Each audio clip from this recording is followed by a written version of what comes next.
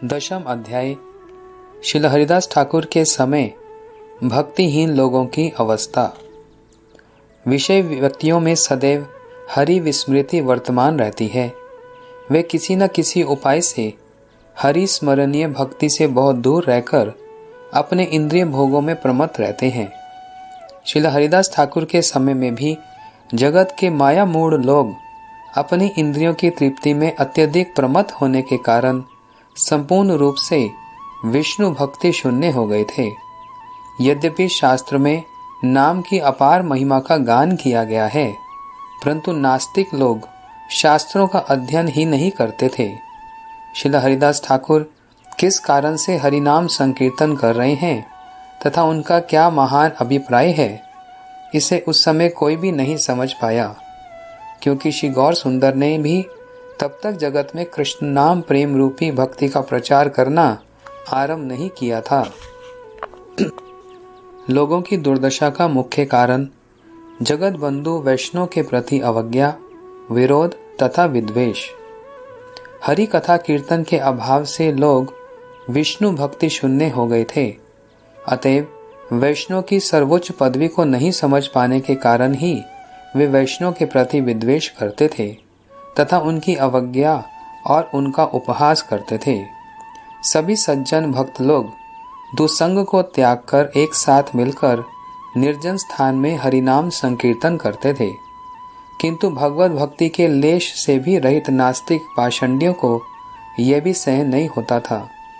वे अत्यधिक क्रोध पूर्वक उन वैष्णव को लक्ष्य करके उन पर व्यंग करते हुए कहने लगते, उदर भरण और जीविका अर्जन करने के लिए ही अनेक प्रकार के छल करके उच्च हरिनाम कीर्तन करने वाले इन सभी ब्राह्मणों ने भावकों के आसन को ग्रहण कर लिया है।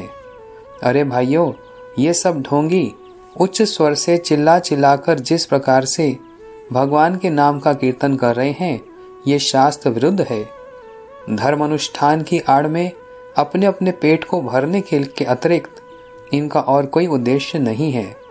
इनके ऐसे अनुष्ठान के फलस्वरूप हमारे देश में बहुत भयंकर अकाल पड़ जाएगा।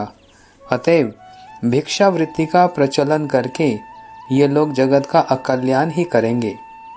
कोई स्मार्त पाषंडी कहता, अभी चातुर्मास्य का समय है, भगवान अभी 4 महीने के लिए सो रहे हैं, परंतु ये ढोंगी लोग चिल्ला चिल्लाकर उनका नाम ले रहे हैं। क्या ये उचित है? इनके चिल्लाने से यदि भगवान के विश्राम में बाधा पहुंचेगी तो वे बहुत क्रोधित हो जाएंगे। उनके क्रोध से अवश्य ही अकाल पड़ जाएगा, इसमें लेश मात्र भी संदेह नहीं है।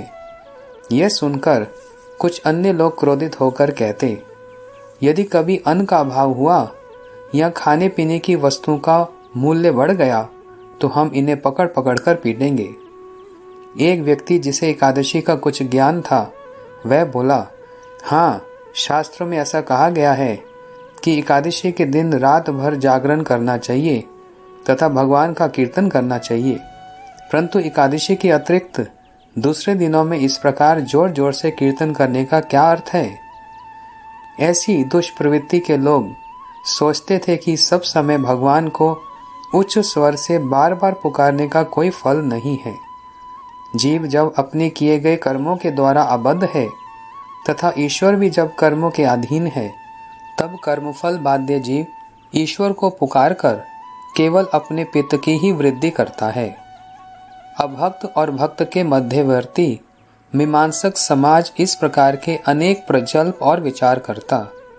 इस प्रकार की कई बातें जब वैष्णव के कानों में पहुंचती तो वे बहुत ही दुखी होते, परंतु उन्होंने हरि संकीर्तन करना बंद नहीं किया।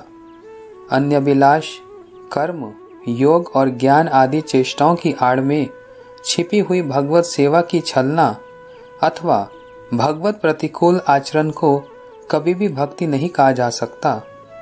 किंतु ऐसे अभक्ति के विचार में ही उस समय के लोगों की बहुत रुचि थी। देह और मन के धर्म ने बद्ध जीवों को भक्ति पद से विमुख करके उनके समक्ष विमल भक्ति की ज्वलंत महिमा को अज्ञात कर दिया था। वैष्णव की प्रत्येक क्रिया जगतवासियों के परम मंगल का कारण। वास्तव में भगवत भक्तों के प्रति ऐसा मिथ्या दोष आरोप करना कभी भी जीव के लिए मंगलप्रद नहीं है, बल्कि नरक का पथ दिखाने वाला है। भक्त लोग कीर्तन के माध्यम से भगवान की सर्वोत्तम सेवा करते हैं। वे आलस्य के कारण साधारण व्यक्तियों के द्वारा उपार्जित धन के प्रति लोभ के वशवर्ती होकर उसका कोई भी अंश ग्रहण अथवा भोग नहीं करते, बल्कि वे तो जन साधारण द्वारा इंद्रियों की तृप्ति के लिए सिंचित द्रव्य आदि को हरि सेवा के कार्य में नियुक्त करके उनका नित्य उपकार ही करते हैं। विष्णु भक्ति विमुख लोगों की दुर्दशा देखकर श्रील हरिदास ठाकुर का दुख। इस प्रकार संपूर्ण जगत को भगवान एवं भक्ति से विमुख देखकर परम दयालु श्रील हरिदास ठाकुर का हृदय बहुत दुखी था। फिर भी वे निर्भीक होकर सर्वदा और सर्वत्र उच्च स्वर से हरि नाम का कीर्तन करते थे। श्रील हरिदास ठाकुर के श्रीमुख से उच्चारित शुद्ध हरि नाम कीर्तन की ध्वनि को अनेक लोग अपनी अपनी पाप प्रवृत्ति के कारण सुनने की अभिलाषा नहीं करते थे। भाग्यहीन व्यक्ति की ही इस प्रकार की दुष्प्रवृत्ति और अमंगल प्राप्ति की इच्छा उत्पन्न होती है। यद्यपि प्राय संपूर्ण समाज ही भक्ति के प्रतिकूल था, तब भी श्रील हरिदास ठाकुर अद्वैत ज्ञान श्री कृष्ण के निष्कपट सेवक होने के कारण द्वितीय अभिनिवेश से उत्पन्न भय के लेश से भी रहित थे। वे पापिष्ट लोगों से अनेक प्रकार के विघ्न और बाधाओं को पाकर भी हरि संकीर्तन से कभी विमुख नहीं हुए।